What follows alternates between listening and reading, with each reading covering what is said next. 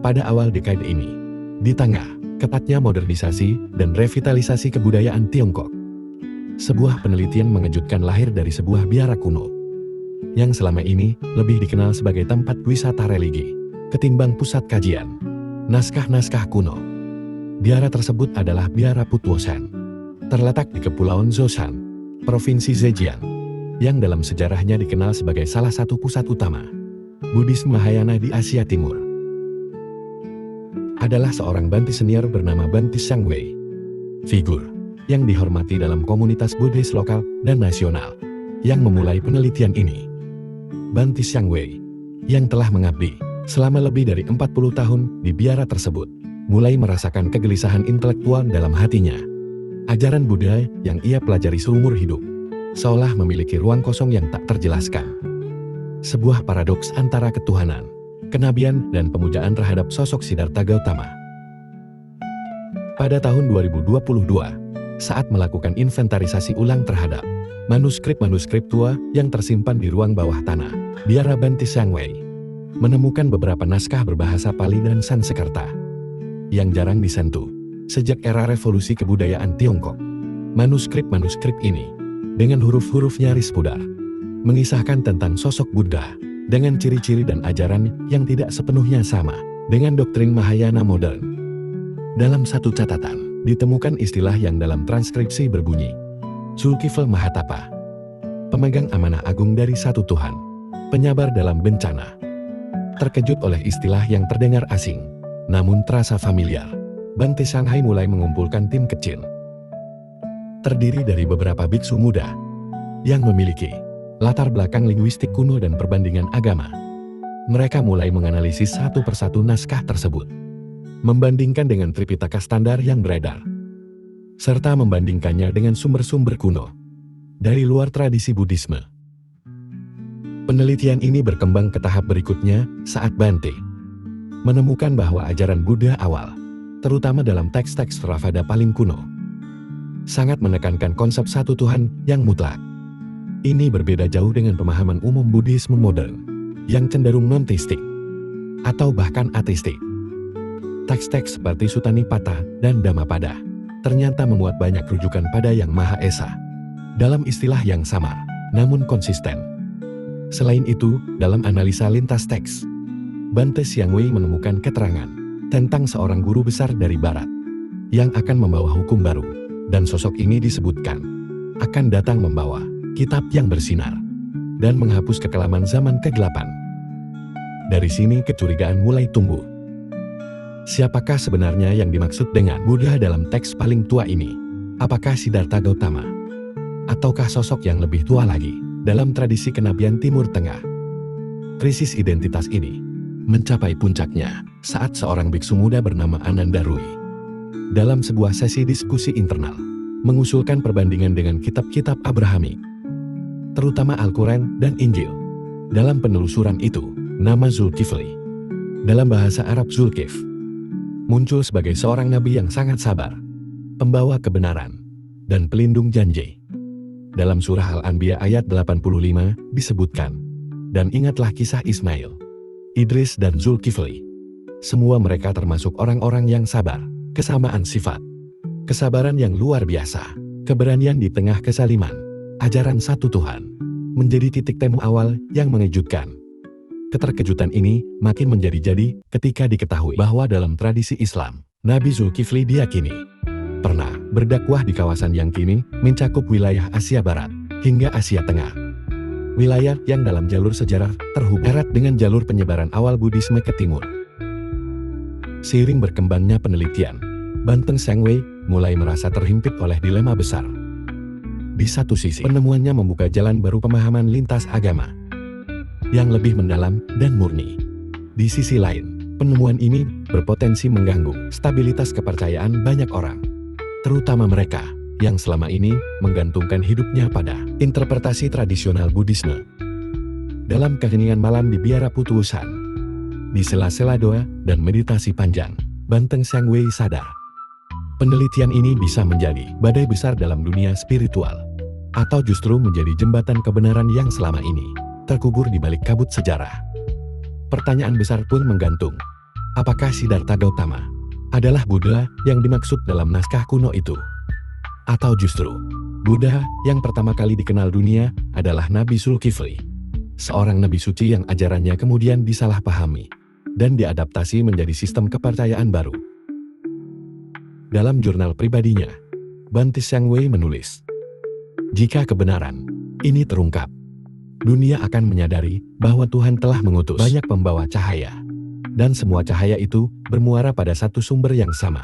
Setelah memutuskan untuk memperluas skala penelitiannya, Bhante Xiangwei menghubungi dua orang ahli terkemuka dari Beijing University of Religion and Philosophy, Profesor Dr. Wen Yuchun, spesialis teks kuno Pali dan Sanskerta, Dr. Li Minghao, peneliti sejarah lintas agama, dengan fokus pada jalur penyebaran agama di jalur sutra.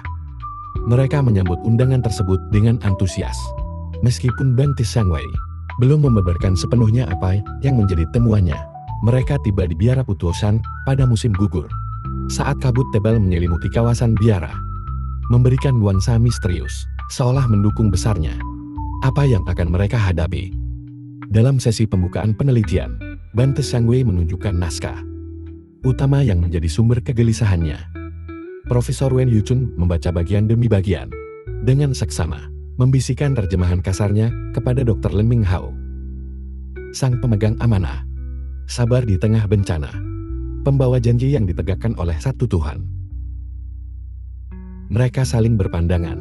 Frasa ini bukan tipikal frasa Buddhis Mahayana, melainkan lebih dekat kepada narasi kenabian Abrahamik.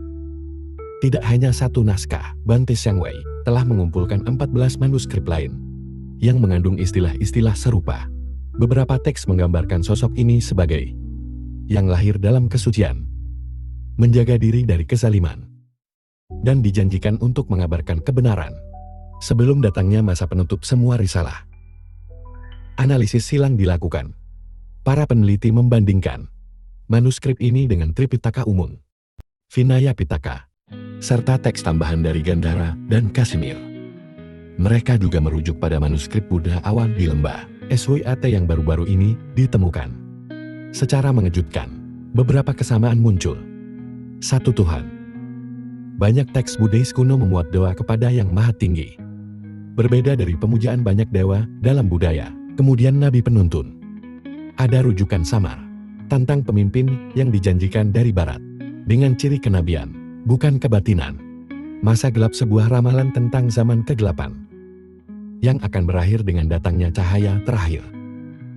Saat mengeksplorasi lebih lanjut, Dr. Li Minghao mengusulkan satu pendekatan revolusioner.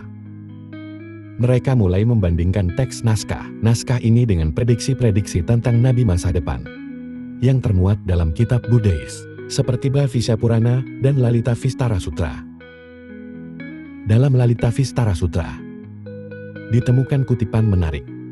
Seorang Buddha agung akan datang dari wilayah barat. Ia akan membawa kitab terang. Ia akan berbicara tentang kebaikan mutlak dan ketauhidan.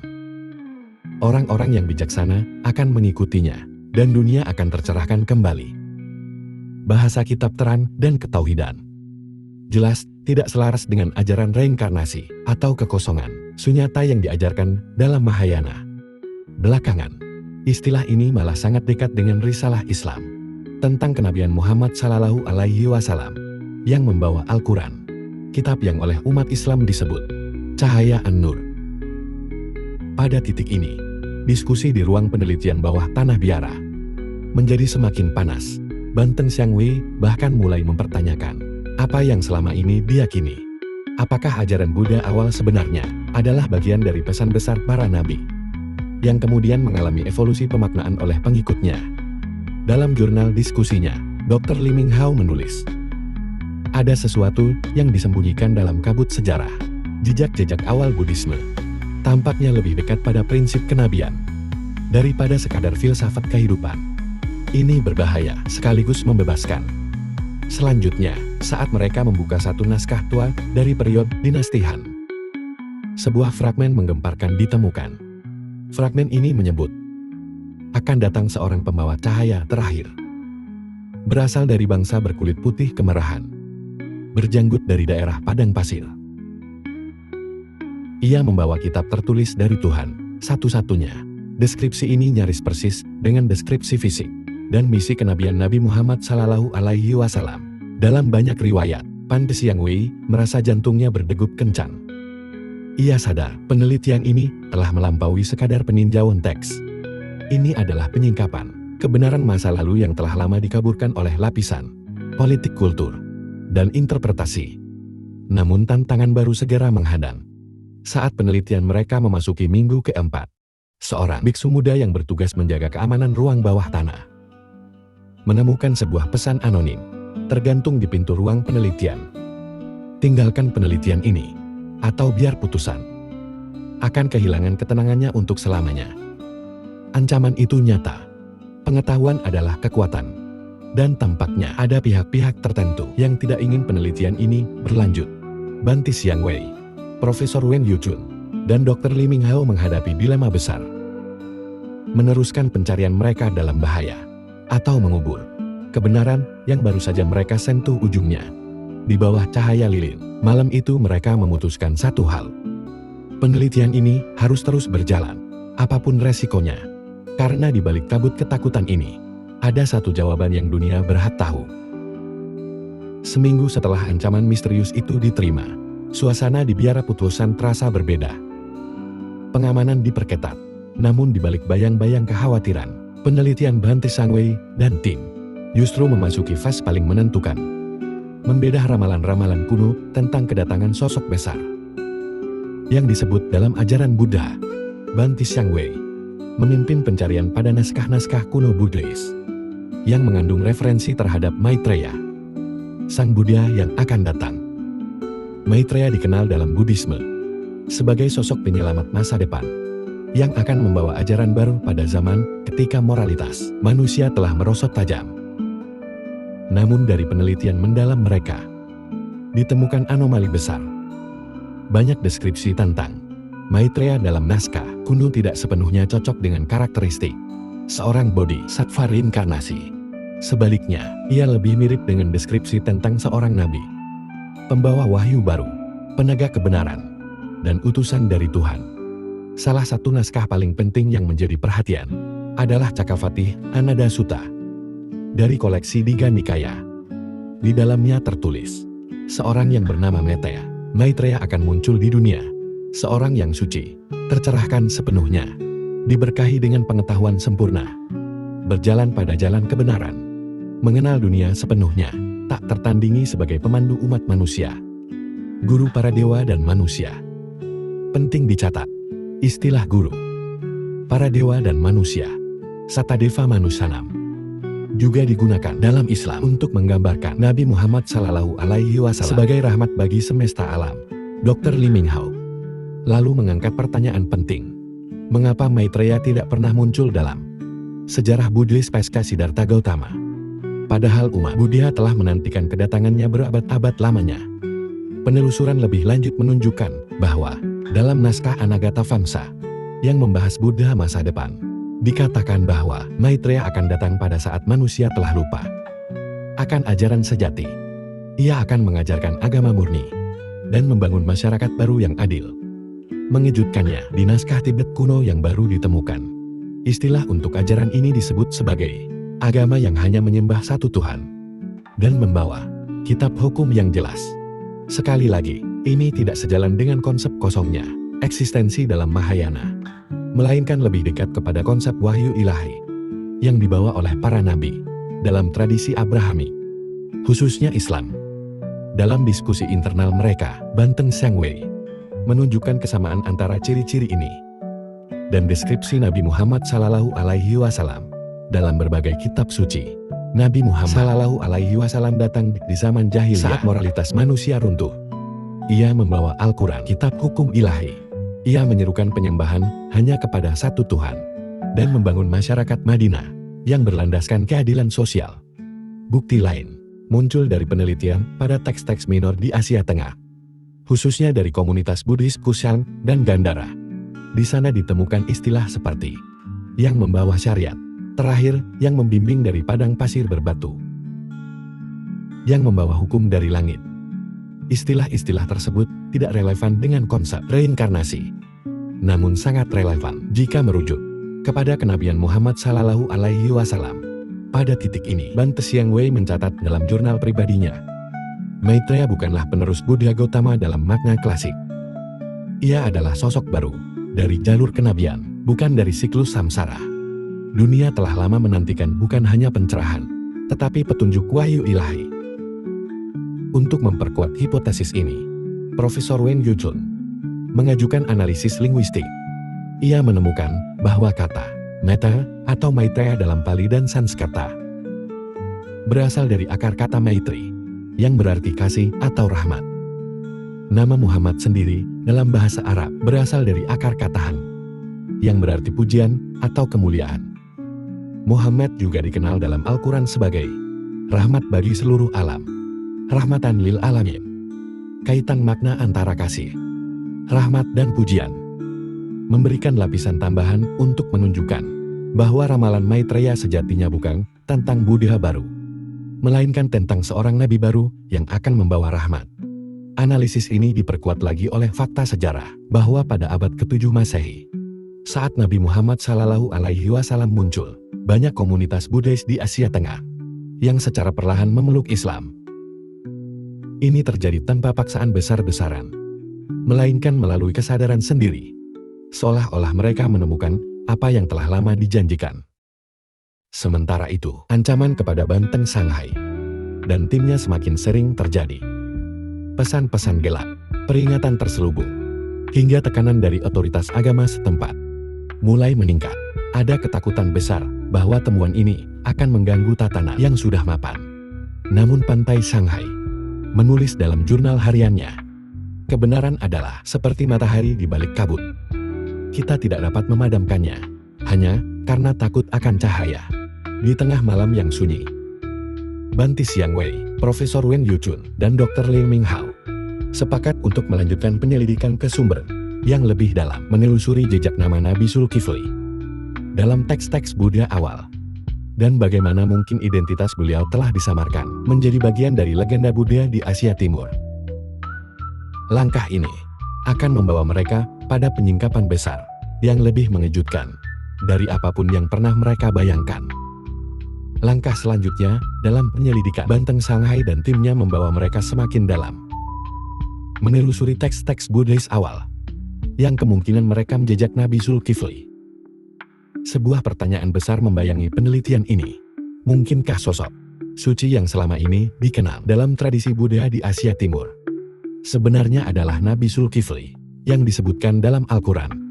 Dr. Liu Minghao menemukan petunjuk penting dalam terjemahan teks kuno dari Gandhara dan Bakria, dua wilayah penting dalam penyebaran awal ajaran Buddha. Dalam beberapa teks, terdapat sosok misterius yang disebut Dipankara, seorang guru suci yang disebut-sebut berasal dari wilayah barat dan dikenal memiliki keteguhan luar biasa dalam menegakkan kebenaran meski menghadapi tantangan besar. Di sisi lain, dalam Al-Quran, Nabi Zulkifli dikenal sebagai sosok yang sabar dan benar dalam ucapannya, serta termasuk dalam golongan orang-orang saleh. Nama Zulkifli sendiri berasal dari kata Zulkifl, yang dalam bahasa Arab berarti pemilik kifli. Kemungkinan berarti pemilik tugas berat atau penjamin. Menariknya, dalam salah satu manuskrip Tibet kuno, ditemukan kisah tentang seorang guru dari barat yang disebut Siddhipila, yang maknanya dalam bahasa setempat merujuk pada penjamin kesempurnaan atau pemegang tugas luhur. Penyamaan bunyi antara Kipila dan Kifl memberikan indikasi bahwa bisa saja sosok ini adalah representasi lokal dari Nabi Zulkifli. Bante Xiangwei mencatat dalam laporan penelitiannya, jejak linguistik ini bukan semata kebetulan.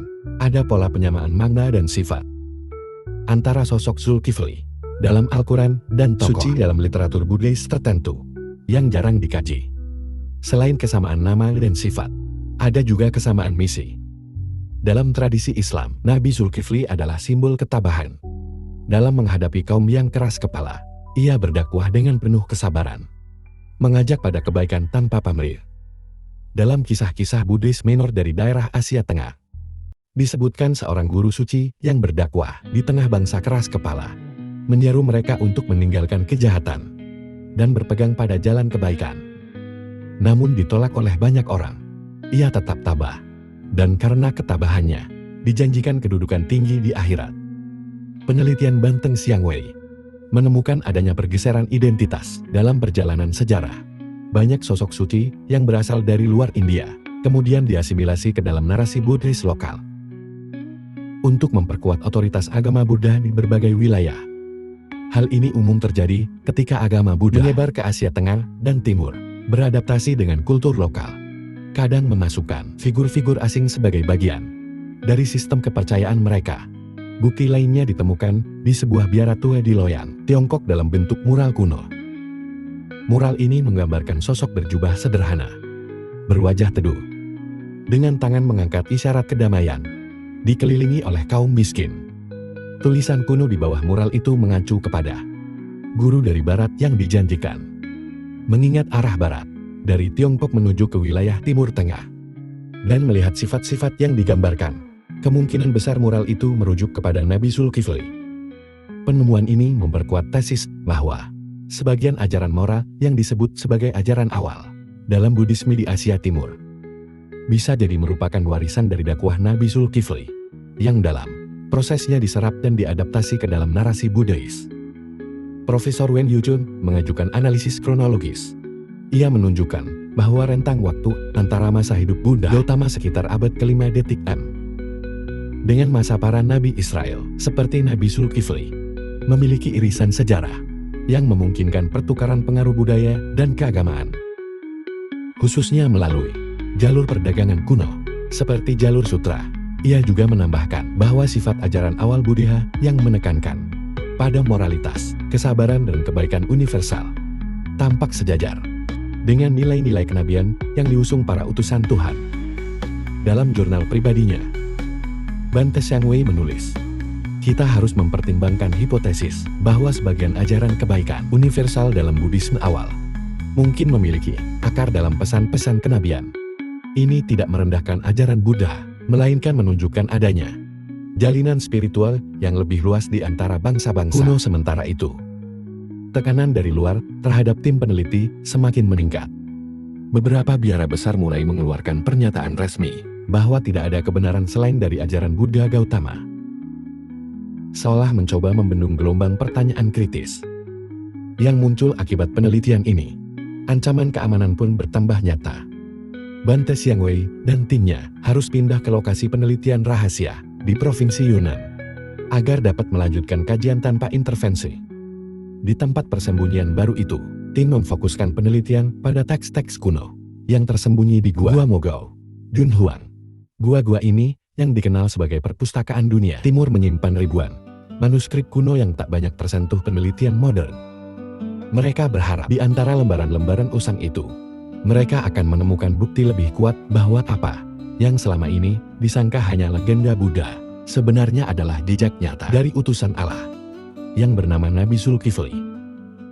Penemuan di Dunhuang ini akan menjadi penentu apakah kebenaran besar yang mereka kejar benar-benar dapat diungkap kepada dunia.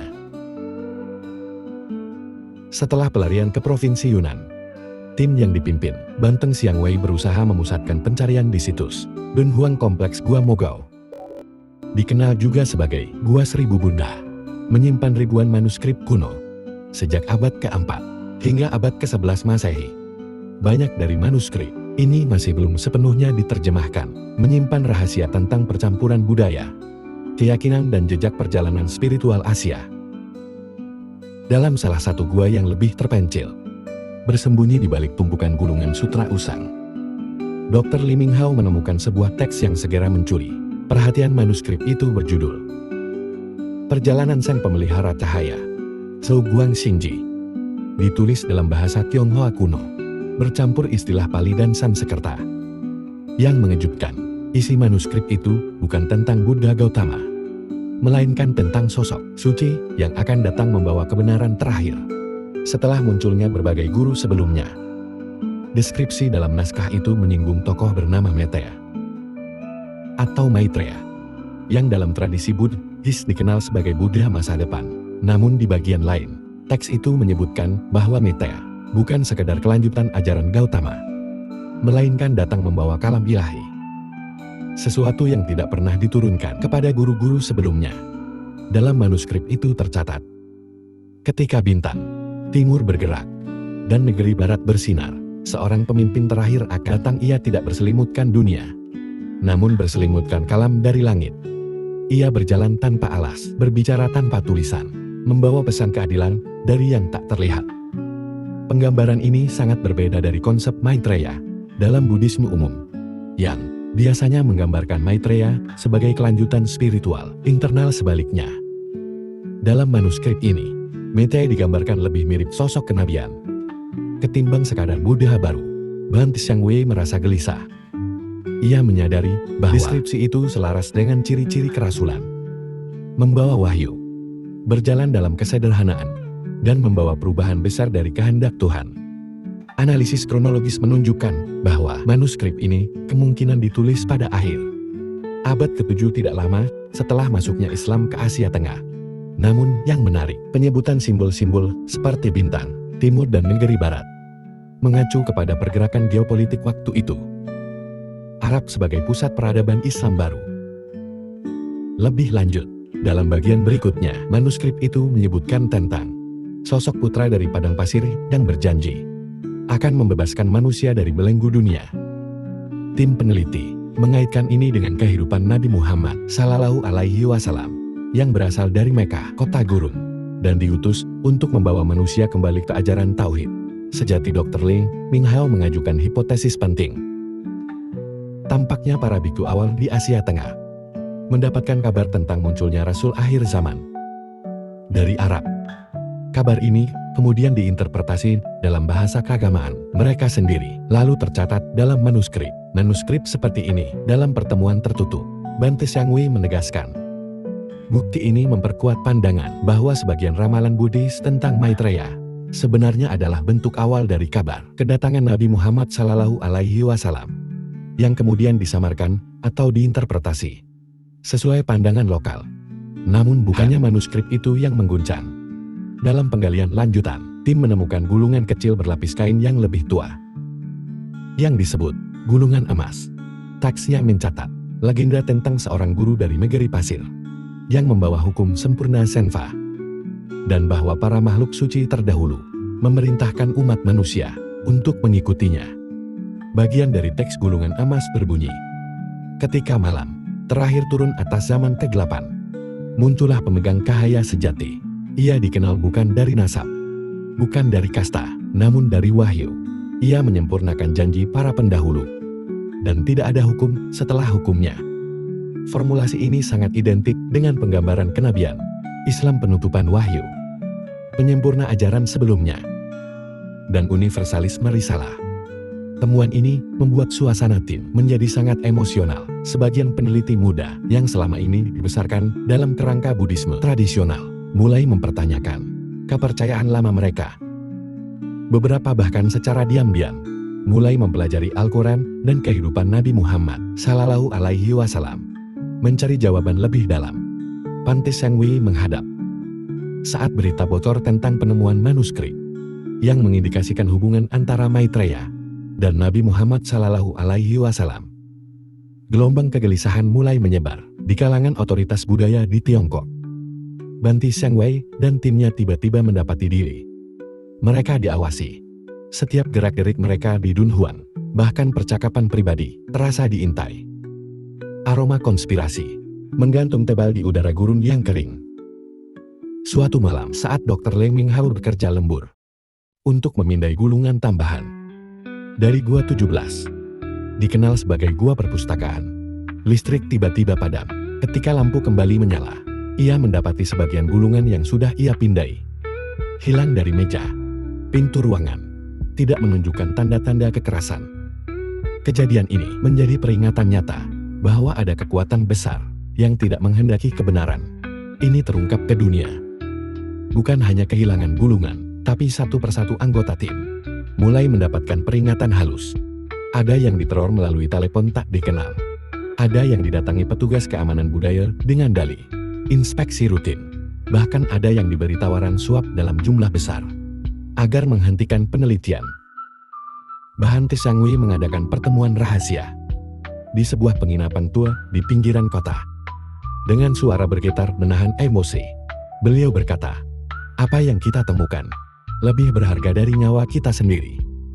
Ini bukan tentang memenangkan penghargaan. Ini tentang membiarkan dunia melihat jalinan takdir yang Tuhan tentukan sejak awal peradaban."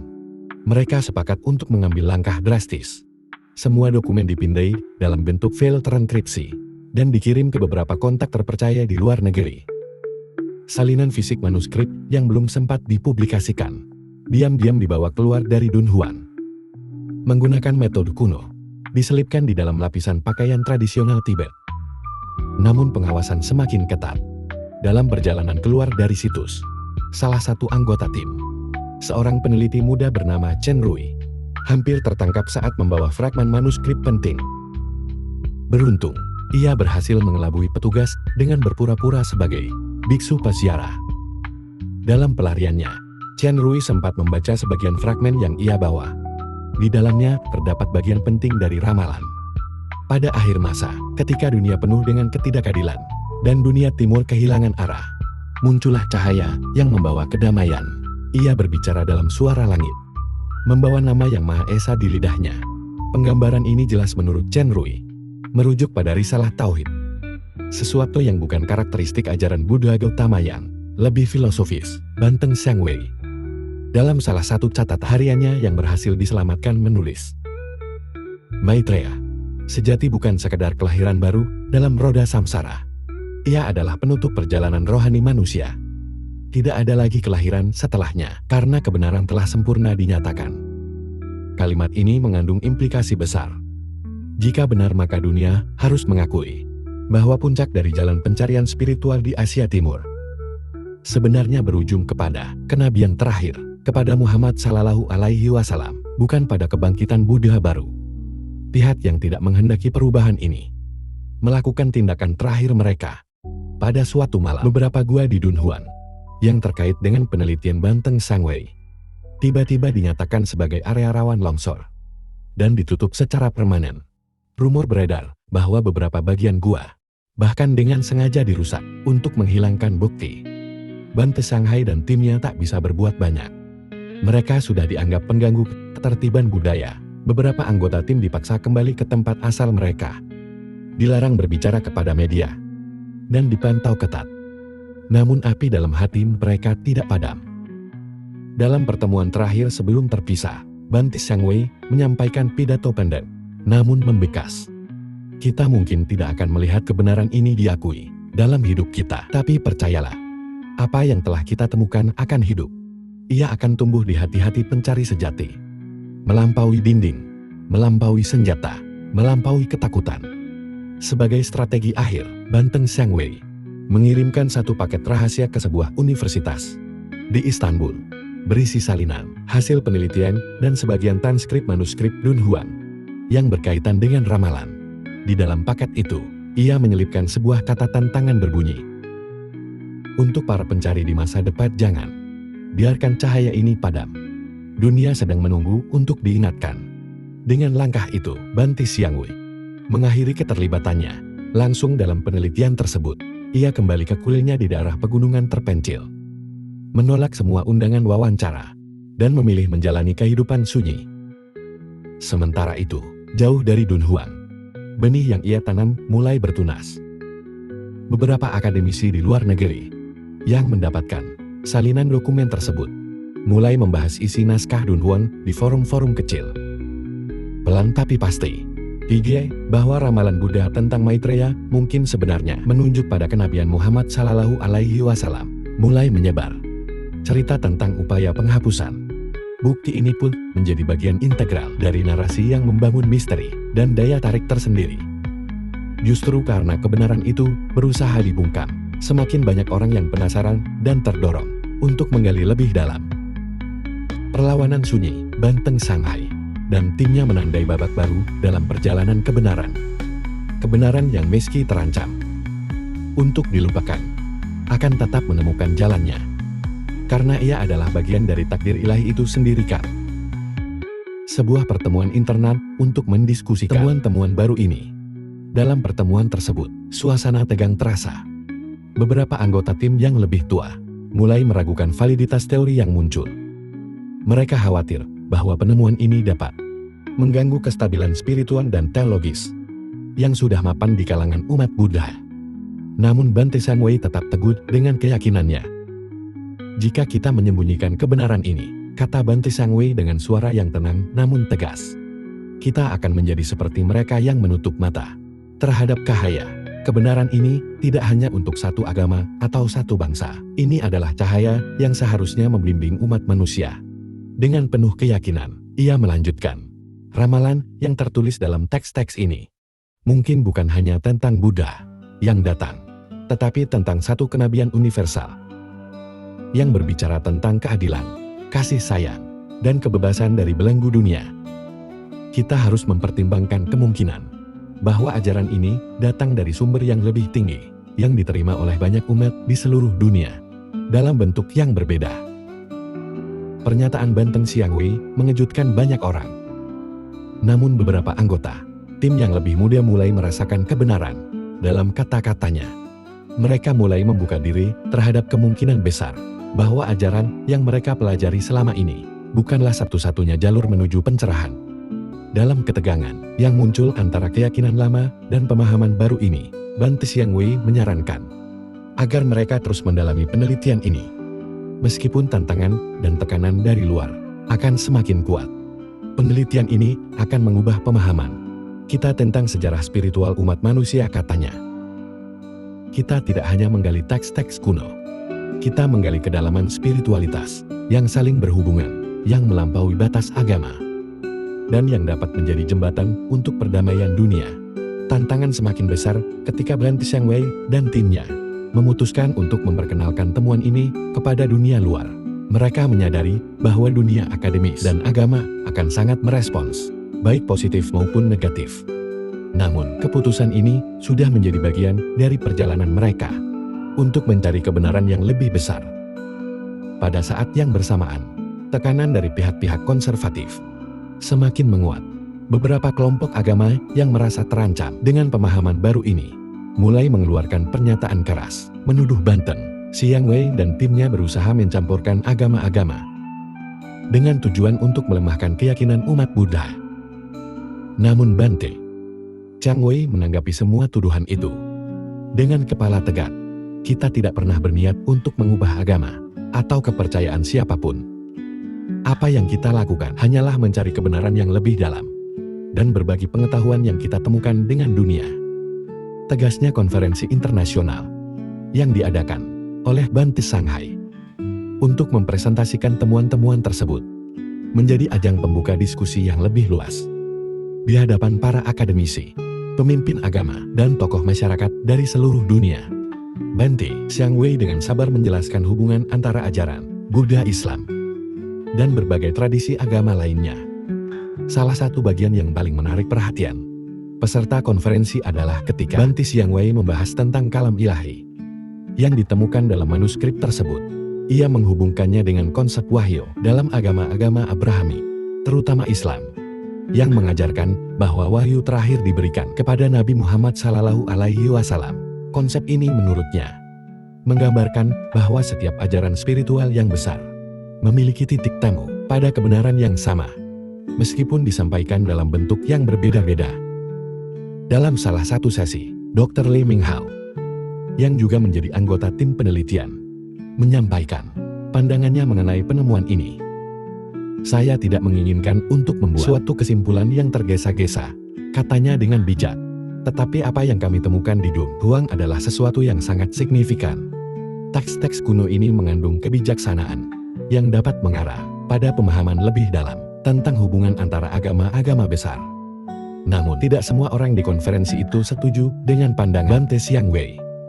Beberapa peserta menyatakan bahwa meskipun ada kesamaan dalam ajaran-ajaran moral antara Buddha dan Islam, setiap agama memiliki karakteristik unik yang tidak dapat disamakan. Mereka memperingatkan bahwa penggabungan ajaran-ajaran tersebut bisa beresiko menyesatkan umat beragama. Puncaknya adalah saat Bante Xiangwei mengajak peserta konferensi untuk berfokus pada nilai-nilai universal yang diajarkan oleh berbagai agama: kedamaian, kasih sayang, dan keadilan. Kita semua berada dalam perjalanan spiritual yang sama, meskipun kita mungkin berada di jalur yang berbeda. Ujarnya, marilah kita membuka hati dan pikiran kita untuk memahami satu sama lain. Karena hanya dengan cara itu, kita dapat menemukan kedamaian sejati. Temuan-temuan yang dipublikasikan oleh tim Bhante Sangway tidak hanya menjadi bahan perdebatan dalam dunia akademis, tetapi juga menarik perhatian media internasional. Banyak saluran berita yang meliput konferensi tersebut, dan perbincangan mengenai hubungan antara Buddha dan Islam mulai menyebar ke masyarakat luas. Masyarakat mulai mempertanyakan kembali pemahaman tradisional mereka tentang agama dan spiritualitas. Di Tupi Nikai, sisi lain tantangan terhadap penelitian ini semakin intens. Beberapa pihak mulai melakukan kampanye untuk mendiskreditkan Bhante Sangway dan timnya, dengan menyebut bahwa penelitian ini adalah upaya untuk menghancurkan tradisi agama Buddha. Mereka menganggap bahwa memadukan